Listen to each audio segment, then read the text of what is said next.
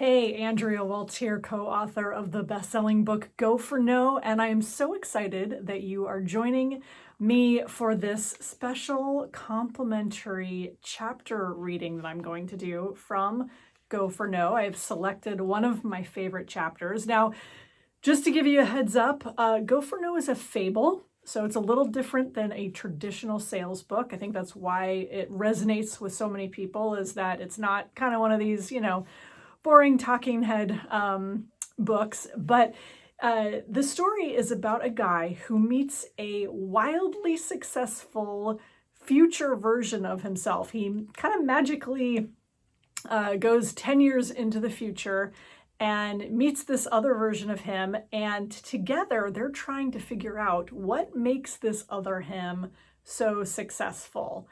And that is where I'm going to pick up. I'm going to read a chapter 13, called Where Our Paths Parted. Now, you can see this is not an overly big book because it doesn't need to be. We're focused on one singular topic, and that is to help you reprogram the way you think and feel about failure and rejection, to become more successful, to better your sales, to build your confidence, get rid of the self-sabotage and procrastination, remove that fear and hesitation when it comes to asking.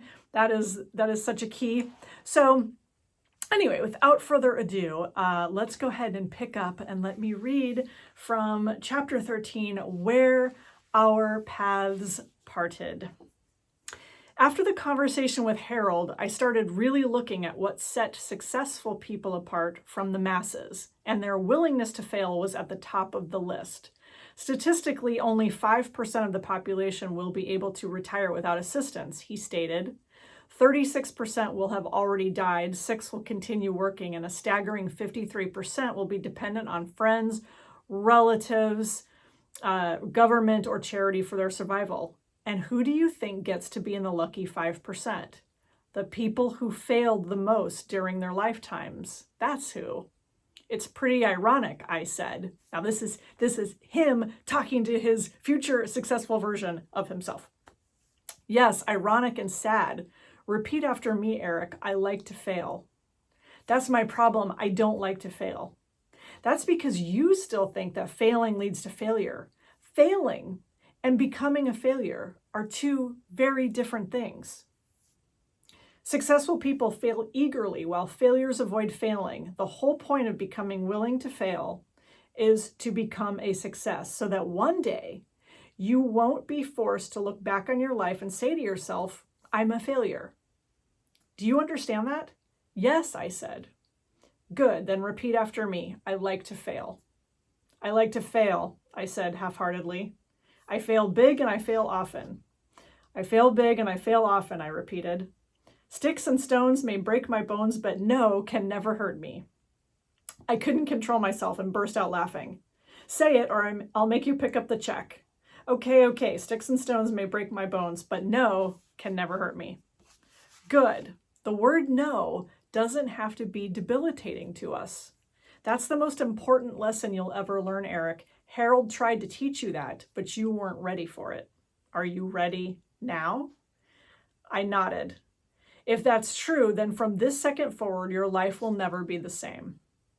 I sat there for a moment, pondering if I really believed him. If I really believed that making such a subtle change in attitude could truly change my life. Then I thought of something that I needed to know desperately, though I was pretty sure I could guess. What happened after the conversation with Harold? I asked. Well, as I recall, that night I went home and told Elaine that we'd never have to worry about money again for as long as we lived. No, I mean, what happened with the job? I asked weakly. I went into work the next morning a new man. I was on fire. I finished the year as the #1 salesman in the store and the following year as the #1 in the chain. You don't remember that? No, I don't remember that, because that's not what happened next for me. What happened to you? He asked. My sales didn't improve. As a matter of fact, they got worse. 2 months later, I was fired. We sat in silence, each of us pondering the significance of an event that had changed one life so positively and had apparently not altered the direction of the other in the slightest. Finally, the waiter brought the check, and I watched as Eric James Bratton, the man who became a success by embracing failure, signed the credit card receipt and placed his Platinum American Express card back in his billfold. As we were leaving, I noticed the waiter eyeing the scribbled menu. I'm sure he was wondering to himself, what in the heck is this? It's the difference between massive success and mediocre performance, I wanted to tell him. It's your future one way or the other, I wanted to shout. And I knew in that instant that for me, it would always be the lesson I was privileged enough to be offered a decade ago, but chose to ignore. I had proved the old saying true. Some people stumble over the truth, pick themselves up, and go on their merry way as if nothing had happened at all. So I hope you found that interesting, intriguing. There's more to the story because he's 10 years in the future. He's got to get back home. How is he going to do that? They got to figure that out. And there are lots and lots of other embedded lessons that we get to, all related to, again, how to successfully handle rejection.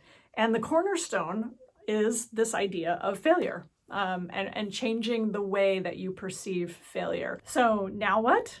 Go get the book. It's available in print, paperback, ebook, and also on Audible. So go pick up a copy of Go for No today.